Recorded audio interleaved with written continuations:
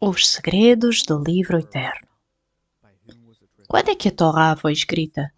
Quem é que a escreveu? O seu autor é humano ou não? Estes debates não cessaram até aos dias de hoje, mas essencialmente todos aqueles que argumentam podem ser divididos em 3 tipos ou grupos. Ou vamos dizer desta forma, há 3 abordagens a esta pergunta da autoria e altura em que a Torá foi escrita: religiosos, académicos e cabalistas. A abordagem religiosa explica-o de forma simples. Deus deu a Torá ao povo através do seu profeta Moisés. Os apoiantes da abordagem académica não conseguem encontrar provas do êxodo do Egito e afirmam que a Torá foi escrita ao longo de centenas de anos e completada no 6º século a.C. No que diz respeito à abordagem cabalística, por exemplo, o livro do Zohar diz: quando o Criador desejou criar o mundo e apareceu no seu desejo, ele olhou para a Torá e criou-a. O livro do Zohar, capítulo Todot. Isto significa que a Torá existia mesmo antes da criação do mundo. E no artigo Garantia Mútua, o cabalista Bala Sulam cita as seguintes palavras dos sábios: os nossos patriarcas mantinham a Torá mesmo antes dela ser dada ao povo de Israel no Monte Sinai. Mas como é que isto pode ser? Acontece que há diferentes definições para o que é a Torá. A Torá é uma lista das leis da natureza. A Torá são os nomes do Criador. A Torá é uma metodologia para a correção do ego.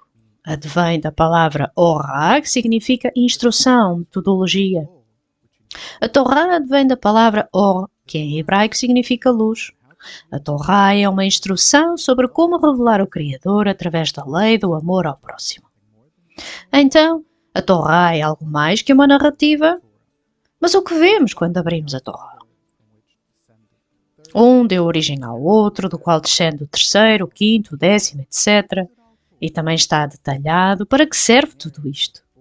As pessoas casam-se, divorciam-se, caluniam, matam. Mas o que é que isto tem de espiritual?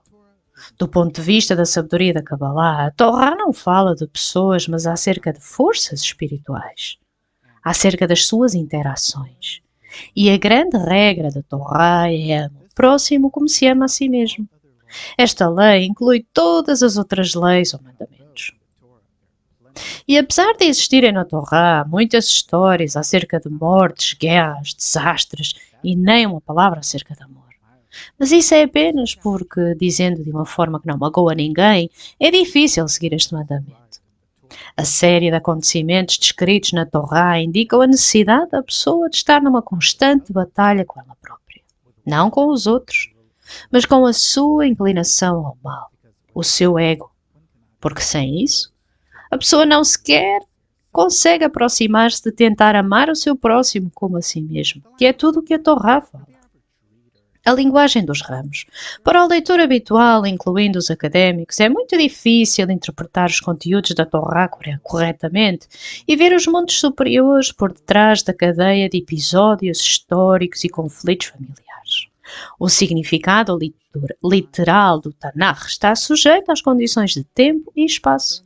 O significado cabalístico permanece para a eternidade sem limitações espaciais e temporais. Paul Ricoeur.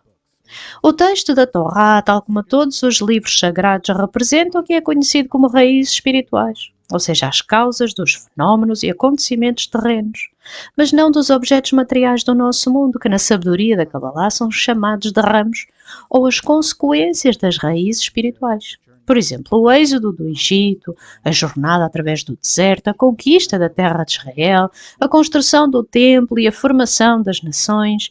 Todos estes acontecimentos e personagens simbolizam processos espirituais dentro de uma pessoa. E na Torá não há categorias de antes e depois, mas tudo está lá escrito, não está relacionado com o tempo, espaço ou movimento. E nunca vai acontecer a não ser que permita que aconteça dentro de si. De acordo com a lei da raiz e do ramo, a raiz espiritual deve manifestar-se pelo menos uma vez no mundo material como consequência.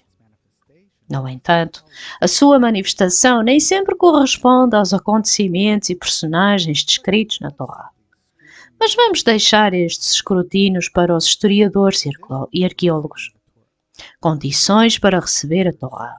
Vamos pegar nos acontecimentos que ocorreram no sopé do Monte Sinai. A descrição histórica daqueles dias parece bastante dramática.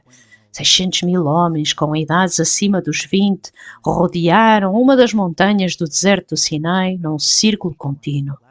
E então cada um deles concorda em voz viva realizar uma certa tarefa ao dizer vamos fazer e vamos ouvir. E como resultado aconteceu chamada entrega da Torá. Tal como o grande comentador da Torá Rashi escreve, o povo de Israel permaneceu no sopé do Monte Sinai como um homem com um só coração. O comentário de Rashi no livro Shemot.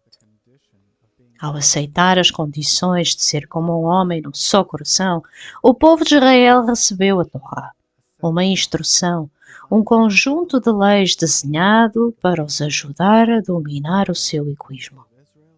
E então o povo de Israel tornou-se numa sociedade na qual todos, do mais pequeno ao maior, compreendem o Criador e viveram através da lei da garantia mútua, unindo-se com o Deus único revelado por Abraão.